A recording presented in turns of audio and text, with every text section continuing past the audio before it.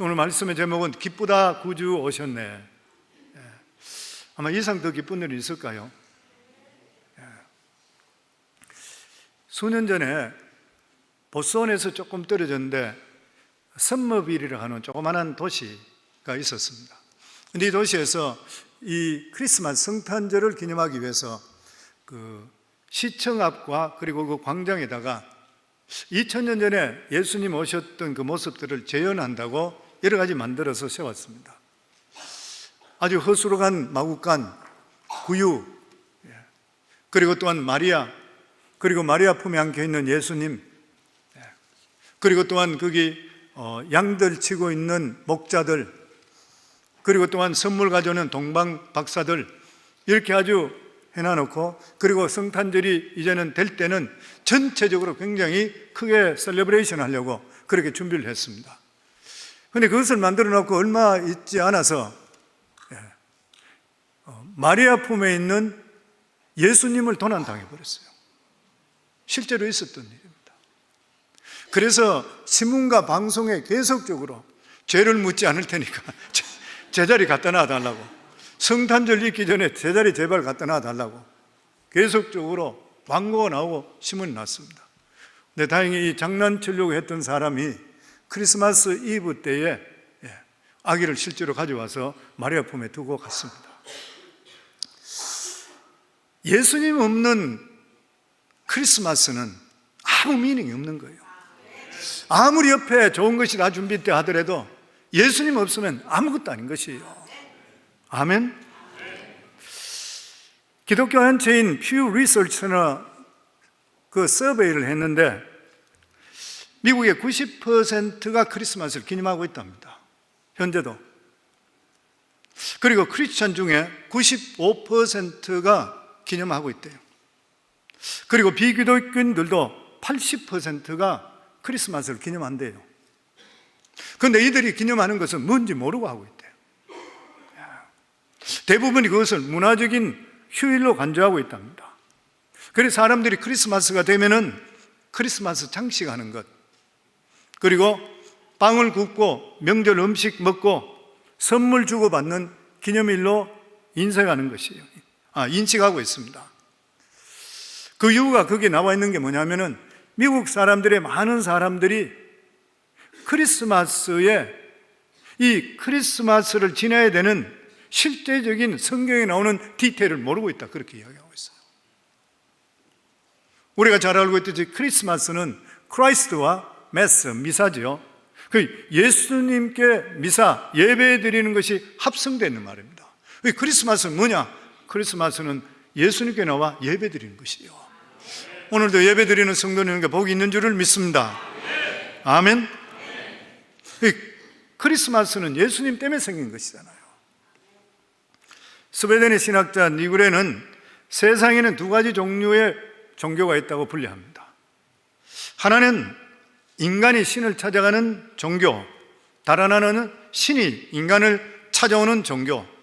신이 인간을 찾아오는 종교는 기독교밖에 없다고 해요.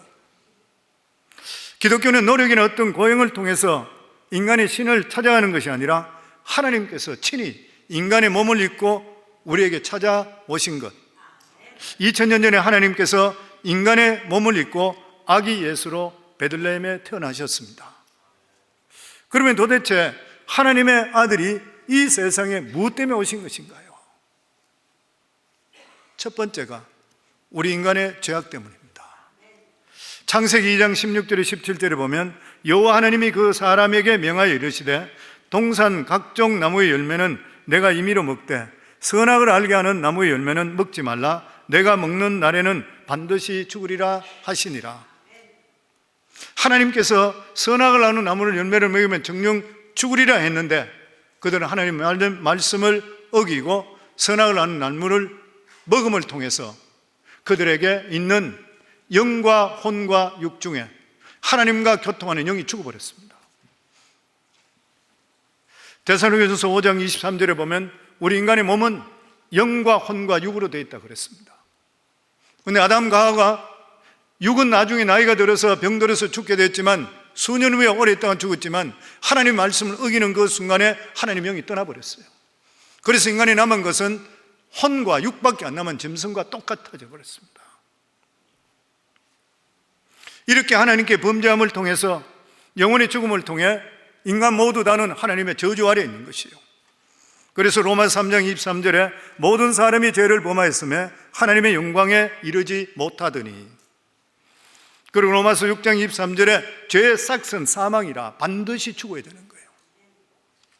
히브리 9장 27절에 반드시 죽는데 한 번 죽는 것은 사람에게 정해진 것이요 그 후에는 자기 삶에 대해서 반드시 심판이 있다는 거예요.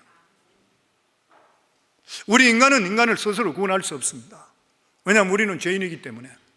죄인은 자기 죄가에 대해서 멸망받을 수밖에 없고 심판받을 수밖에 없는 것이에요. 그래서 우리 인간은 아무리 선한 사람이라 하더라도 사람을 위해서 희생할 수도 없고, 그리고 죄를 사할 수도 없는 것이에요. 그래서 하나님께서는 이것을 위해서 죄 없으신 하나님의 아들 예수 그리스도를 이 세상에 보내주시고 우리 영혼을 살리시기 위해서 십자가에 못 박혀 대신 죽으셨습니다. 첫째 인류의 조상은 아담과 하와입니다. 왜냐하면 우리 모두 다도 아담과 하와를 통해 태어났기 때문인 것이요. 우리 조상 올라가면 아담과 하와인 것이죠. 그러나 아담과 하와가 죄를 짓고 하나님께 버림받음을 통해 아담과 하와는 죽음을 가져온 조상이에요. 그러나 예수님은 새로운 조상으로 이 세상에 오셨습니다. 예수님은 종교 지도자로 오신 것이 아니라 우리에게 새로운 생명을 주시기 위해서 이 세상에 오시는 인류의 조상인 것이에요. 고린도전서 15장 45절에서 57절에 보면 첫사람 아담은 생명이 되었다함과 같이 마지막 아담은 살려주는 영이 되었나니 그러나 먼저는 신령한 사람이 아니요 육의 사람이요 그 다음엔 신령한 사람이니라. 첫 사람은 땅에서 났으니 흙에 속한 자이거니와 둘째 사람은 하늘에서 나셨느니라. 첫 아담은 우리에게 사명을 가져왔지만 마지막 아담 예수는 우리에게 영생을 가져오신 거예요. 예수님 안에는 생명이 있어 그리스도는 사람들의 생명의 빛으로 비치는 거예요. 누구든지 그리스도 안에 가면 생명의 빛이 비추게 되어 있는 것이에요. 요한복음 8장 12절에 보면 예수께서 말씀하여 이르시되 나는 세상의 빛이니 나를 따르는 자는 어둠에 다니지 아니하고 생명의 빛을 얻으리라. 수많은 사람들이 세상에 헤매고 있다가 예수 그리스도 영접함을 통해 빛을 바라보는 거예요. 희망을 바라보게 되는 것이죠. 요한복음 3장 16절에 하나님이 세상을 이처럼 사랑하사 독생자를 주셨으니 이는 그를 믿는 자마다 멸망하지 않고 영생을 얻게 하려 하심이라. 우리에게 희망이 있는 것은 마지막 아담인 예수께서 우리에게 오심을 통해 우리를 위해서 모든 죄가를 치러 주심을 통해서 우리에게 영생을 얻게 만들어 주셨는 것이에요. 자기의 의로운 행동으로는 아무리 구원받을 수가 없습니다. 왜냐하면 우리가 아는데 좀 더 거룩하게 살 수 있고 덜 살 수 있다 하더라도 죄 속에 타고난 죄가 있을 뿐만 아니라 우리 삶 속에 우리가 알지 못하는, 자기도 알지 못하는 속에 우리가 죄가 있기 때문에 이 죄값은 반드시 치러야 된다고 성경은 말씀하고 있는 것입니다. 그런데 하나님께서 우리에게 영생을 얻을 수 있는 그러한 조건은 다른 조건 없이 오직 예수 그리스도를 믿으면 된다고 우리에게 말씀해주고 있는 것이에요. 그러면서 예수님께서 학자인 니고데모가 찾아왔을 때 했던 말씀, 모세가 광야에서 뱀을 든 것 같이 인자도 들려야 하느니 이는 그를 믿는 자마다 영생을 얻게 하려 하심이라. 기독교의 위대한 점은 누구든지 저를 믿기만 하면 구원받는데 Everyone who believes may have eternal life in Him. 예수 안에 있다면, 누구든지 예수 안에서 예수만 믿게 된다면 하나님께서 우리에게 영생을 주신다는, 아주 심플한 거예요. 예수님을 우리의 대신 십자가를 짊어지시고 십자가의 죽으심을 통해 예수 그리스도 믿는 자마다 새로운 생명을 탄생시켜 주셨습니다. 예수님은 죄를 지은 적이 없어요. 예수님은 병든 적도 없는 것이요, 예수님은 저주를 받은 적도 없는 것이요, 죽을 필요도 없는 그런 분인 것입니다. 완전한 하나님께서 완전한 사람으로 이 세상에 오셨는 것이요, 이렇게 오신 것은 우리를 위해서 제물을 내치기 위해 오셨는 것이요, 예수 그리스도의 십자가에 죽으시고 저주받음을 통해 우리에게 영생을 주셨고 예수님의 채찍에 맞음을 통해 그 고통을 대신 나가기 때문에 우리를 치료하시기 위해서 하나님께 우리에게 오셨다고 우리에게 말씀해 주시고 있는 것입니다. 예수 그리스도 십자가에 못 박히시며 몸 찢고 피 흘리심을 통해서 우리의 죄와 허물을 용서해 주시고 해방시켜 주셨다 그랬습니다.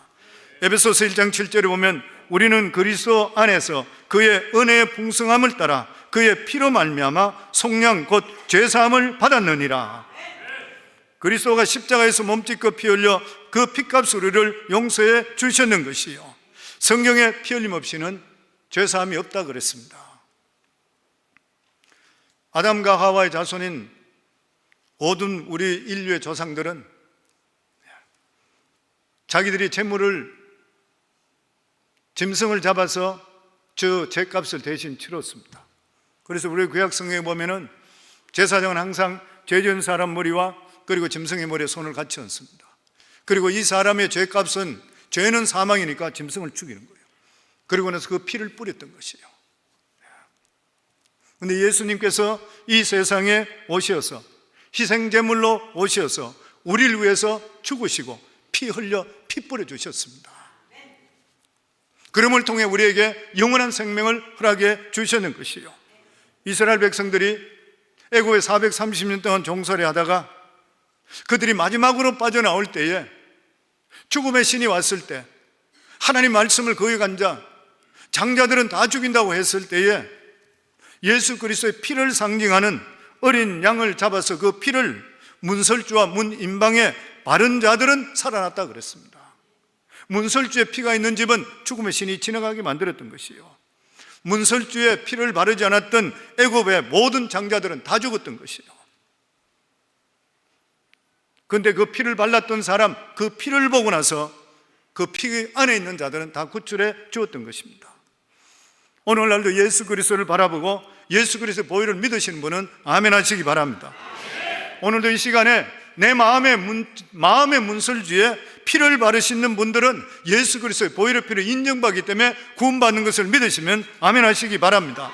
왜냐하면 예수 그리스도께서 피를 흘려주심을 통해 죽음에 대해서, 우리가 사망에 대해서 대신 죽어주셨기 때문인 것이요, 우리같이 죄투성이고 우리같이 허물이 많은데도 불구하고 예수님의 보혈의 피가 우리 속에 뿌려질 때에 하나님께서는 우리들을 한 번도 죄를 짓지 않은 사람인 양 우리를 쳐주시고 의롭다고 말씀해 주시는 거예요.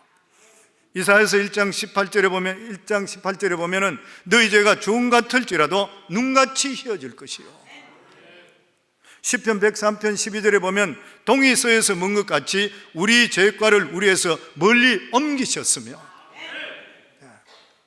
한 번도 죄 짓지 않는 것이냐, 하나님께서 우리를 보실 때는 한 번도 죄 짓지 않는 것으로 보십니다. 왜냐하면 우리의 모든 죄값을 예수님께서 십자가에 못 박혀 죽으시면서 다 치르기 때문에 과거의 죄, 현재의 죄, 미래의 죄까지 다 짊어지시기 때문에 죄가 있는데도 불구하고 그리스도의 보혈로 덮여있기 때문에 하나님께서는 죄값을 치렀다고 인정받기 때문에 죄 없다고 인정해 주는 거예요. 이게 우리가 너무나 잘 알고 있는 칭의잖아요. 하늘나라 법적으로 볼 때, 그래서 법적인 용어로 칭의가 justification이에요. 법적인 용어로 볼 때에 우리 자신의 죄는 이미 예수님께 다 갚았기 때문에 죄가 있는데도 불구하고 하나님께서는 보혈로 피로 덮여있기 때문에 죄 없다고 인정받기 때문에 의롭다고 인정함을 통해 의롭지 않는 사람, 죄 있는 자는 하나님 앞에 서지 못하는데 죄 없다고 인정받았기 때문에 하나님 앞에 담대하게 설 수 있는 하나님께서 우리에게 능력과 권한을 허락해 주셨는 것이요, 아멘. 그렇기 때문에 우리가 예수 그리스도로 말미암아 구원받은 사람들은 살아가는 삶의 목적이 바뀌게 되어 있습니다. 바라보는 관점이 틀리게 된 것이고, 성도님 지금 여기 계시는 분도 예수 믿고 나서 구원받은 분들이 옛날식으로 살아가고 있는가요? 만약 예수 믿고도 옛날식으로 산다 그러면 이분은 확실히 구원받은지 한번 잘 모르는 거예요. 진짜 예수 믿었다면 우리의 삶의 방향이나 생각이 당연히 변화할 수밖에 없는 거예요. 보면 뿐만 아니라 우리는 이 땅에 사는 것이 끝이 아니라 우리의 영원한 본향은 천국이라는 것을 알고 있기 때문에 우리가 이 세상에 연연하지 않을 뿐만 아니라 이 세상의 어려움이나 힘든 일도 뛰어넘을 수 있는 능력을 우리가 가져올 뿐만 아니라 우리가 손해보는 일이 있더라도 믿음으로 손해보는 일을 안 하는 것이에요, 이 세상에 살 때. 아멘. 그리고 예수님께서 오셔야 되는 그러한 이유는 하나님께서 계속 말씀하시기 때문에 그렇습니다. 성경의 예언의 성취잖아요. 성경에 보면 주의 선지자 이사야는 예수님이 오시기 700년 전부터 예수 그리스도의 탄생에 대해서 상세하게 말씀하고 있습니다. 보통 출생한 것이 아니라 처녀가 잉태하여 아들을 낳을 것이라고요. 700년 전에. 이사야 7장 14절에 보면 그러므로 주께서 친히 징조를 너에게 주실 것이라 보라 처녀가 잉태하여 아들을 낳을 것이요 그의 이름을 임마누엘이라 하라. 처녀 후손으로 원수를 이긴다는 말씀이 아담과 하와가 죄를 지었을 때 바로 하나님께 하신 말씀이잖아요. 창세기 3장 15절에 보면 내가 너를 여자와 원수가 되게 하고 내 후손도 여자의 후손과 원수가 되게 하려니 여자의 후손은 내 머리를 상하게 할 것이요 너는 그의 발꿈치를 상하게 할 것이니라 하시고, 이사야 선지자는 환상 속에 예수님이 오시기 700년 전에 출생과 죽음, 어떤 모습으로 오시는지 정확하게 예언하고 있습니다. 그러므로 하나님의 말씀은 세월이 아무리 지나가더라도 1.1획도 변화 없이 이루어진다는 것을 믿기를 주의 이름으로 축원합니다. 이사야 53장 1절에 보면 우리의 전한 것을 누가 믿었느냐 여호와의 팔이 네게 나타났느냐. 예수님의 출생, 메시아의 출생과 생애를 계시받는 이사야는 너무 놀라는 거예요. 자기가 본 사실을 누가 믿어주겠냐. 인간의 상상을 초월하고 상식에 어긋나는 그러한 사건을 당했을 때에 우리가 이걸 누가 믿어주겠냐. 똑같은 말인 것이죠. 사람의 이성으로 이해할 수 없는 가장 어려운 것이 뭐예요? 그리스도의 탄생입니다. 사람에게 가장 이해하기 어려운 뭐예요?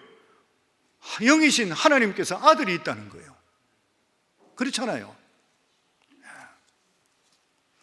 예수 그리스도라는 이름은 그가 이 세상에 사람의 몸을 입고 왔을 때에 받은 이름입니다.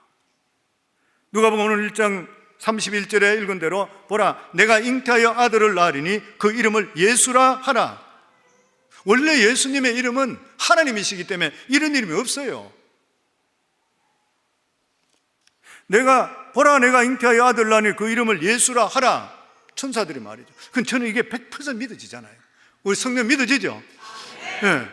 실제로 우리 성광교회 이름도 너희 교회 이름은 성광교회라 똑같은 말씀이잖아요.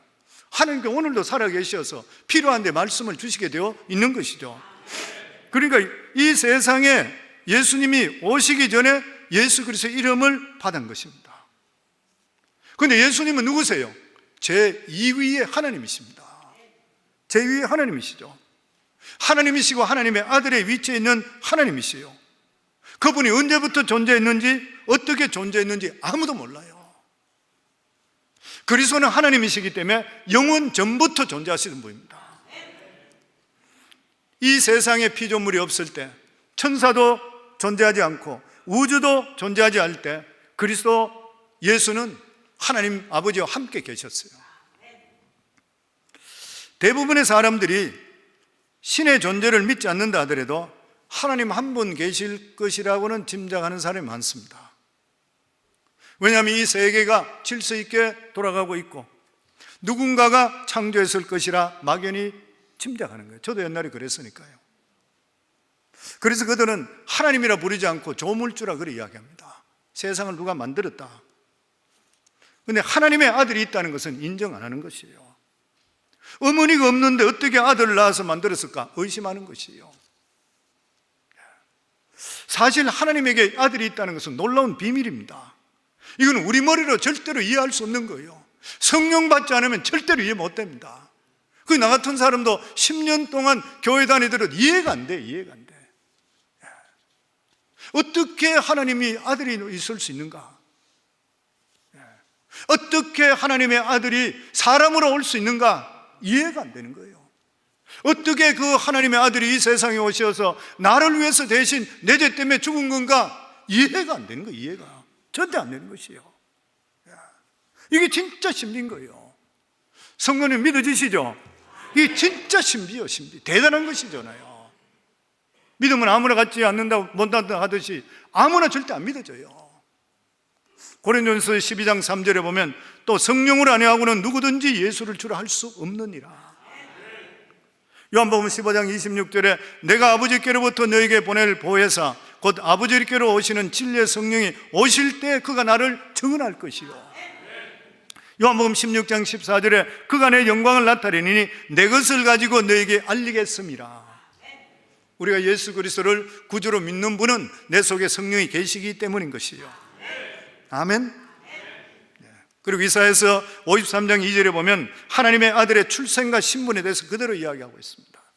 2절에 보면 그가 주 앞에 자라나기를 연한 순 같고 마른 땅에서 나온 뿌리 같아서 고운 모양도 없고 풍채도 없은즉 우리가 보기에 흠모할 만한 아름다운 것이 없도다. 예수님의 실제 모습은 인간들이 볼 때 걸출한 인물같이 보이지도 않고 늠름하고 잘생긴 얼굴도 아니었던 거예요.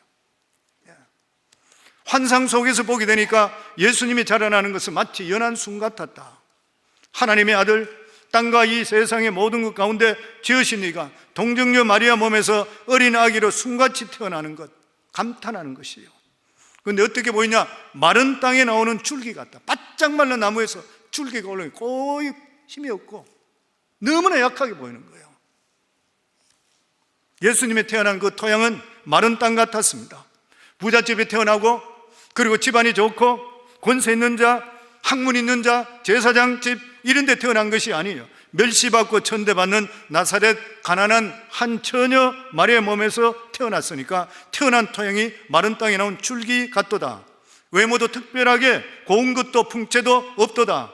하나님의 아들이 이와 같은 모습으로 태어났으니까 누가 믿을 수 있겠냐는 거예요.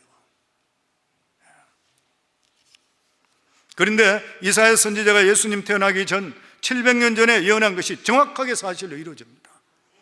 바로 로마의 아구스도 황제가 온 세상을 다스릴 때 유대 땅 베들레헴에서 하나님의 아들이 실제로 사람으로 태어난 것이에요. 성경의 저자가 계속적으로 뿌리를 찾고 있는 거, 어디서 나왔는지 찾고 있는 것이에요. 그런데 실제로 말씀하신 것이 베들레헴에 그대로 이루어졌구나.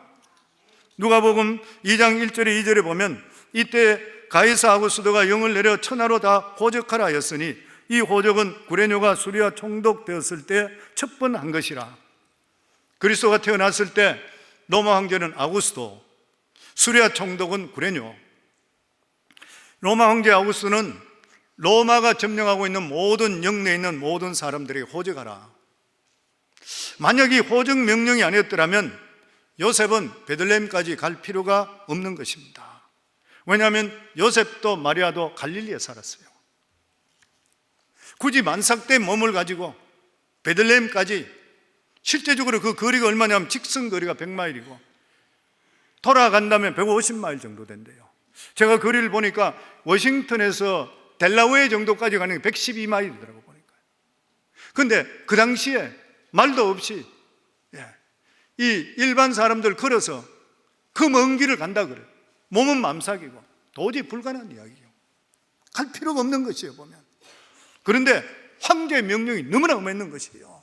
가지 않을 수가 없는 것이에요. 그래서 요셉은 어떻게 할 수 없이 베들레헴으로 오게 됐는데 이 호적 때문에 하나님의 선지자들이 예언했던 그 말씀대로 그리스도가 베들레헴에 태어나는 거예요. 하나님 말씀이 성취된 겁니다. 미가서 5장 2절에 보면 베들레헴 에브라다야 너는 유다 족속 중에 작을지라도 이스라엘을 다스릴 자가 내게서 내게로 나올 것이라. 그의 근본은 상고의 태초에서나. 아멘. 이게 진짜 무서운 거예요. 이게 진짜 무섭잖아요. 어떻게 보면 이 세상에 일어나는 일은 하나님 말씀과 전혀 상관없이 보입니다. 사람의 욕심에 따라 이루어지는 것고 권력자들이 능력에서 이끌어가는 것 같아요. 그런데 사실 로마 황제가 호적을 하라 한 것도 인구를 조사하게 하는 것은 세금을 더 얻기 위해서라 그러죠. 그런데 이 명령을 통해 이루어진 것은 뭐예요? 성경 말씀이 이루어졌어요. 잠언 16장 9절에 보면 사람이 마음으로 자기 길을 계획할지라도 그의 걸음을 인도하시는 분은 여호와시니라. 잠언 16장 33절에 제비는 사람이 뽑으나 모든 일을 작정하기는 여호와께 있느니라. 아멘. 그리고 인간이 실컷 자기 마음대로 하고 모든 일을 했는데 결과는 보면 하나님 말씀이 이루어졌는 거예요. 하나님 말씀 한마디는 이 세상 어떤 군주들 힘보다도 능하십니다. 겉으로 보기에는 요셉과 마리아는 황제의 명령을 따라 복종하고 수레아 총독의 말에 순종한 것 같은데 지나가 보니까 하나님 말씀에 순종했는 거예요. 하나님은 만삭된 마리아를 베들레헴으로 보내시기 위해서 로마 황제도 사용하고 수레아 총독도 사용하고 모든 백성들을 고향으로 가도록 다 움직이는 거예요. 그렇기 때문에 인간의 모든 역사 위에는 권세, 하나님 말씀대로 이루어주는 줄을 믿습니다. 마태복음 5장 18절에 보면 진실로 너희에게 이르노니 천지가 없어지기 전에는 율법의 1.1핵이라도 반드시 없어지지 아니하고 다 이루리라. 700년 전에 예언했던 것이 그대로 다 이루어지는 거예요. 하나님 말씀이 무엇입니까? 하나님 말씀은 하나님의 이 세상에 대한 생각이고 계획이에요. 그래서 우리 삶이 하나님 말씀을 붙들고 사시게 되면 하나님 말씀대로 살게 되면 하나님 했던 그 말씀이 우리를 통해 이루어지게 되어 있는 거예요. 왜냐하면 하나님 생각이고 하나님 계획이기 때문에 그런 거예요. 그래서 하나님 말씀을 거스리는 사람, 자기 욕심대로 사는 사람, 자기 권력대로 사는 사람, 자기는 이 세상에 살 때에 시큰 자기가 잘한 것 같지만은 나중에 가면 하나님 뜻만 이루고 자기는 망하는 거예요. 하나님을 배척했던 자. 반면에 하나님 말씀 붙들고 사는 사람, 주위 사람이 볼 때는 헤매는 것 같지만 세월이 지나고 보면은 온갖 좋은 축복 그 사람 다 가지고 있는 거예요. 왜냐하면 복의 근원은 하나님이시기 때문에 그래요.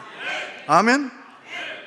사랑하는 성도님들, 우리 인간의 생사합은 하나님께 있습니다. 왜냐하면 하나님께서 운행하시고 지으시기 때문에 그런 거예요. 계시록 22장 13절에 계시록 마지막에 주신 말씀이 그 말씀이잖아. 나는 알파와 오메가요, 처음과 나중이요, 시작과 마침이라. 하나님부터 시작하고 마침표는 하나님이 맞춰주는 거예요. 우리 인생이 복되려 그러면 하나님 앞에 줄을 바로 서셔야 돼요. 아멘. 그래서 우리가 이 세상에 살아갈 때에 자신의 모습을 조금이라도 일찍 바라보는 것이 우리 삶에 올바른 삶을 살 수 있고 어려움에서 벗어날 수 있게 되는 것입니다. 하나님의 백성의 가장 큰 비극이 뭐냐면은 자신이 누군지 모른다고 생각하고 사는 사람이에요. 자기가 누군지 모르고 사는 거예요. 하나님 백성이 어떤 사람입니까? 하나님 백성. 저 예수 믿기 전에는 진짜 몰라요. 예수 믿기 전에는.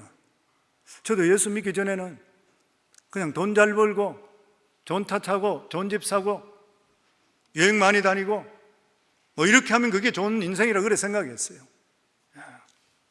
근데 예수 믿고 나면 어떻게 돼요?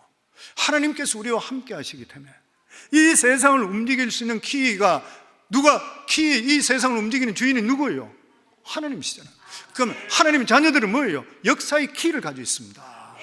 예전에 그래서 우리 교회에서 저희가 자녀들 위해서 할 때에 그 만들었던 말이 우리들 자녀들이 믿음으로 시대를 이끄는 뭐 믿음의 지도자, 정치인 지도자, 경제지도자 쭉 이렇게 우리 지금도 외우고 있잖아요. 근데 그 중에서 얼마 전부터 제가 기도가 바뀌었습니다.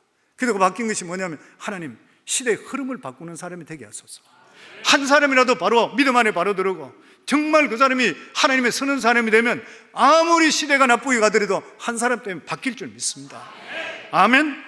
우리는 누구냐? 역사의 키를 가지고 있는 사람이야. 우리 한번 복창할까요? 나는 역사의 키를 쥐고 있다. 우리 한 사람이 바로 서게 되면 하나님의 놀라운 역사가 우리를 통해 임하게 되어 있는 것이에요. 우리가 있는 나라, 우리가 있는 단체, 방향에 가장 중요한 결정을 할 사람이 뭐냐면 예수 믿는 사람이야. 예수 믿는 사람.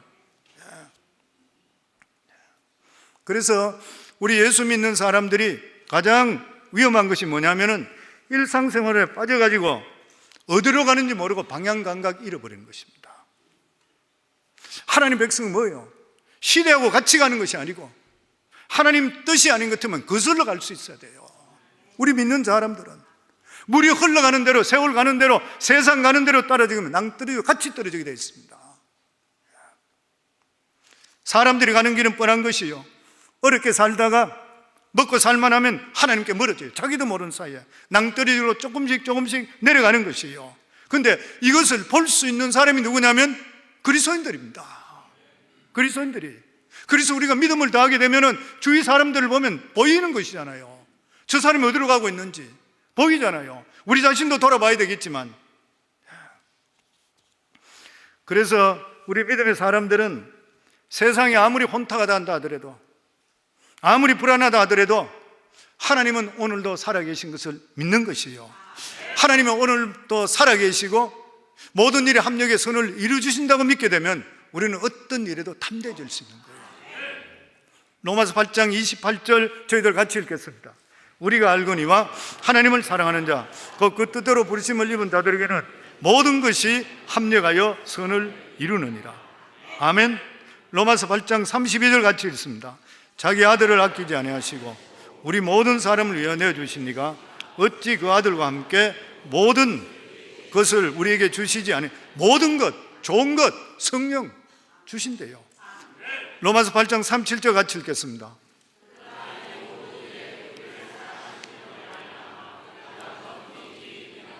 믿으세요?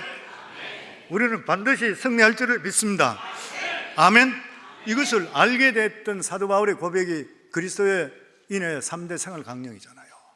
이걸 깨달았는 거예요.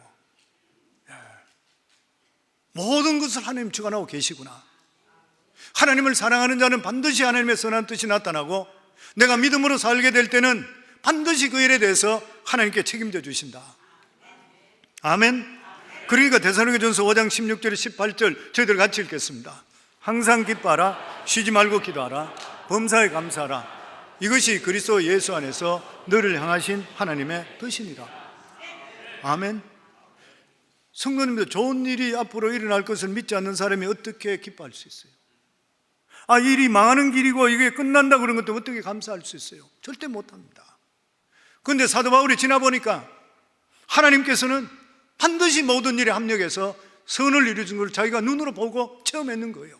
그러니까 지금은 안 좋다 하더라도, 그리고 이런 환경이라 하더라도 반드시 이것은 나에게 유익이 되는 일이고 더 좋은 일이 일어나는 것을 믿으니까 항상 기뻐하라, 쉬지 말고 기도하라, 범사에 감사하라. 이는 그리스도 예수 안에서 너희를 향하신 하나님의 뜻이니라. 성도 여러분, 하나님의 약속의 말씀은 항상 현재입니다. 항상 현재예요. 과거 아니고 미래 아니고 지금 이루어지는 거예요. 지금. 성경에 보면은 하나님 말씀이 현재다 이러면서 명령하신 말씀이 나옵니다. 거기에 대한 신명기 나와요. 신명기 나오는데 신명기는 두 번째 주신 말씀이라는 뜻이죠. 이 출애굽기에 나와 있던 그런 말씀을 다시 주시는 말씀들입니다. 그런데 이 출애굽기에서 십계명을 받고 하나님 말씀을 받을 때는 모세가 산에 올라갈 때 산에서 번개가 번쩍번쩍하고 불이 났습니다. 감히 사람들이 틈타지 못, 정말 웅장한 가운데 말씀을 받았는 것이에요. 영광이 대단했잖아요. 사람이 가까이 못 가서 가면 적사니까. 그런데 40년이 광야 40년 지나고 모압 평지에서 가나안 땅을 바라보면서 모세가 마지막으로 출애굽했는데 20세 미만 자녀들, 그리고 또한 그 40년 광야길에 태어난 사람, 그 20세 넘은 사람은 다 죽어버렸으니까 광야길에 그 사람들 모아놓고 다시 하나님 말씀 준 게 신명기잖아요. 근데 그 신명기 말씀을 전할 때에 모압 광야에서 말씀을 전할 때 빛이 나고 하나님 영광이 나타나고 이런 거 하나도 없었습니다. 아무것도 없었어요. 그냥 조용했어요, 보면. 그래서 그냥 이 말씀을 전할 때에 사람들이 생각할 때에 하나님께서 40년 전에 주신 말씀을 또 우리에게 하시구나 이렇게 생각했어요. 그런데 이 말씀을 주기 전에 하나님께서 모세를 통해 이렇게 말씀합니다. 이 말씀은 너희 조상에게 주는 것이 아니요 오늘 여기 있는 너희에게 주는 말씀이라. 하나님 말씀은 항상 살아있어요. 하나님 말씀은 항상 현재인 것입니다. 이 말씀이 내 속에 이루어질 걸 믿으면 오늘도 이 자리에 이루어지게 되어 있는 일이요. 왜냐하면 하나님은 어제나 오늘이나 영원토록 동일하시기 때문인 거예요. 아멘. 그래서 성도는 우리 삶 속에 하나님을 의지하게 된다면 일어나는 모든 일에 대해서는 범사에 하나님의 뜻이 있다고 믿으시기를 주의 이름으로 축원합니다. 아멘. 18세기에 스코틀랜드에 제임스 프레이즈라는 목사님이 있었습니다. 근데 그 부인이 소크라테스 부인하고 맞출 정도로 악처였었다 그래요. 저녁에 뒤로 들어오면은 사모님 만나게 되면 악담을 너무 듣기 때문에 피해서 자기 서재로 바로 들어갔다 그래요. 이 사모님이 나중에 가가지고는 서재에 그냥 들어박히가 있게 되니까 추운 겨울에 등불에 기름도 주지 않고 석탄도 넣어주지 않았대요. 깜깜하고 추운 데서 목사님이 너무 덜덜 떠니까 자기가 거기서 몸에 열을 좀 받아야 되겠다 생각해서 팔굽혀펴기 막 하고 앉았다 내렸다 하고 온 몸을 휘트는 거예요. 그냥 추우니까 그냥 자기 그렇게 했대요. 이렇게 사모가 이 목사님을 어렵게 했대요. 근데 어느 날 목사님들이 모이는 장소가 있었답니다. 그러면서 이야기를 나누는데 서로 아내 자랑하는 거예요. 우리 집의 아내는 나한테 이렇게 잘하고 있어. 얼마나 나를 잘 섬겨주는지 몰라. 이렇게 자랑할 때 이 프레이즈 목사가 자기 아내를 자랑하기 시작하는 거예요. 제 아내는 여러분들의 아내보다도 훨씬 저에게 잘하고 있습니다. 사람들이 모두 다가 이 프레이즈 목사님의 아내는 악천 줄 알고 추운데 불도 안 떼어주고 뭐 작은 너무 어렵게 하는 잘 알고 있는 거예요. 보면 깜짝 놀랐습니다. 그러자 이 프레이즈 목사님은 이렇게 말했습니다. 저에게 하루에 7번씩 기도하지 않으면 안 되게 만들어준 사람이 저희 아내입니다. 여러분은 그런 아내가 있습니까?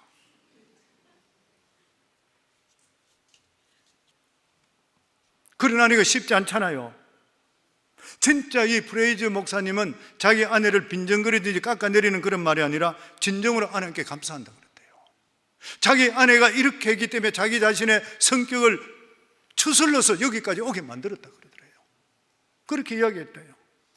하루에 7번씩 기도하지 않으면 안 될 만큼 자신을 힘들게 하는 아내지만 그 아내가 있었기 때문에 자기 자신이 지금 있대요.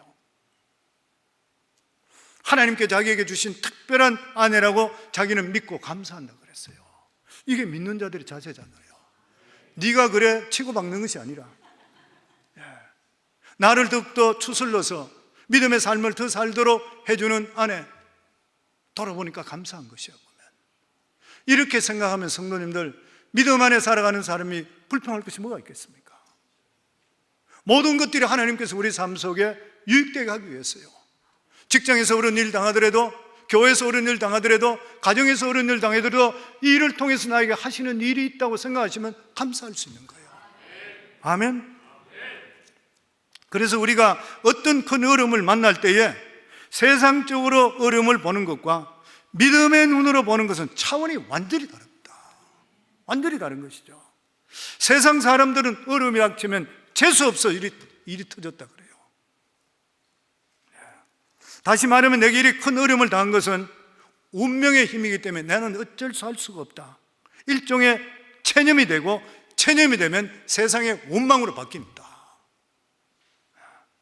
그러나 하나님의 백성은 자기에게 닥친 어려움을 믿음의 연단으로 생각하는 거예요. 체념이 아닌 것이요. 성도들은 어려움이 나를 훈련시켜 더 훌륭한 신앙인이 되게 한다고 생각하는 것이요. 무엇보다도 우리 믿는 자들은 반드시 우리의 어려움에는 끝이 있습니다. 하나님께서는 우리들이 어려움 주길 원하시는 하나님이 아니라 그것을 통해서 다듬으시는 하나님이고, 깨닫게 되면 어려움은 없어지게 돼 있어요. 항상 우리 삶 속에 하나님의 이 어려움이 지나가게 되면은 하나님의 온전한 축복이 우리 속에 회복되고 소망을 가지는 것이요. 그래서 우리 그리스도인들은 세상 사람들의 머리로서 도저히 이해할 수 없는 부분들이 있습니다. 그것이 뭐냐면은 완전히 실패해서 바닥까지 내려갔는데 어느 순간에 뛰어오르는 것이요. 주위 사람을 깜짝 놀라게 하는 것이요. 나중에 보면 실패했는 모습보다 훨씬 더 완전한 모습으로 일어서는 것이요. 왜 그런 것이요? 믿는 자는 하나님이 살아계신 걸 믿고 하나님의 말씀 안에는 반드시 역사하는 힘이 있는 것이고, 그 신실함을 믿고 의지하게 될 때 하나님의 손이 움직이기 때문인 것이에요. 성도님, 그래서 우리가 예수 믿고 믿음 갖는 만큼 더 귀한 일이 이 세상에 없어요. 만입이 있어 다 감사할 수 없어요. 오늘 우리 찬양하고 다 했지만 진짜 전심으로 찬양해야 돼요. 감사할 수 있어야 되는 것이고. 아멘. 그래서 오늘 찬양할 때도 나왔었지만 예수님이 어떤 분이에요? 이거 뭐 간단하게 그냥 짚고 넘어갑니다. 이사야서 9장 6절에 보면 이는 한 아이가 우리에게 낳고 한 아들은 우리에게 주신 바 되었는데 그의 어깨는 정사를 메었고 그의 이름은 기묘자라 모사라 전능하신 하나님이라 영존하시는 아버지라 평강의 왕이라. 예수가 누구냐면 기묘자라, 이성과 과학사고를 뛰어넘는 일을 하시는 분이라. 그렇잖아요. 오병이어의 기적, 회당장 야일의 딸을 살리는 기적, 나인성 과부 죽은 아들을 살리는 것, 죽은 지 나흘 된 나사로 살리는 것, 중풍병자, 장님, 눈뜨거, 전부 기적적이잖아요. 이성과 과학적으로 절대 이해 못하는데 우리가 그리스도 안에 들어가면은 우리 삶에 기적이 일어나게 되어 있는 거예요. 아멘. 그래서 예수 믿는 사람은 절대로 우리 삶 속에 절망은 없는 것입니다. 아멘. 그리고 모사라, 카운슬러라. 예수님만큼 성경을 읽어보시면 기가 막히게 카운슬링하는 분이 있습니까? 수화성 여인도 남편 5명 갈고 6번째 남자도 자기 남편 아닌 사람과 살고 있는 그 여자, 방황하고 있던 사람, 어떻게 살아야 될지 모르는 여자, 예수님 만나자마자 인생이 해결돼 버려요. 그래서 인생의 모든 문제는 예수님께 가지고 나가면 해결될 줄 믿습니다. 우리가 기도하시게 되고 성경 말씀 읽다 보면 생각하지 못하는 것을 깨닫게 만들어 주세요. 말씀으로도 주시고 깨닫게도 만들어 주시고. 그리고 여기 보면 전능하신 하나님, 영존하시는 아버지라. 예수님이 누구시라고요? 하나님이시래요. 전능하신 전지전능 창조주, 영존하는 아버지래. 왜냐하면 예수 그리스도를 통해서 새 생명이 태어나기 때문에 아버지가 된대요. 그리고 또한 평강의 왕이라. 이 세상에 평강이 없습니다. 지난 3400년 동안 전쟁이 없었는 날은 286일밖에 없다 그래요. 인류 역사 3400년 돌아볼 때 영국에 있는 역사학자가 돌아보니까 계속 전쟁이잖아요. 지금도 보면 그렇고 앞으로도 전쟁이 계속 일어나요. 그런데 진정한 평화는 누구라고요? 평강의 왕 예수 그리스도가 올 때만이 평강이 있는 거예요. 아멘. 이런 예수님이 2000년 전 크리스마스에 이 땅에 오셨습니다. 이상 더 아름다운 소식이 어디 있습니까? 이상 더 기쁜 소식이 어디 있습니까? 예수 그리스도로 말하면 우리가 구원받게 하시고 뿐만 아니라 이 세상에 살아가는 삶에도 하나님께서 우리 삶을 책임져 주시고 이끌어 주시는 이 하나님, 우리가 어떻게 전하지 않고 살 수가 있겠는 것인가요? 그리고 어떻게 이 예수 그리스도를 모시고 있는 사람이 감사와 기쁨이 넘치지 않을 수가 있겠느냐 하는 거예요. 그래서 성도님, 저나 여러분들에다가 운수 대대통 있는 분들이요, 운수 대박 나가는 대대통 해야 돼요. 우리 예수님 기뻐하고 감사하고 하나님께 찬양하는 복된 크리스마스가 되기를 주의 이름으로 축원합니다.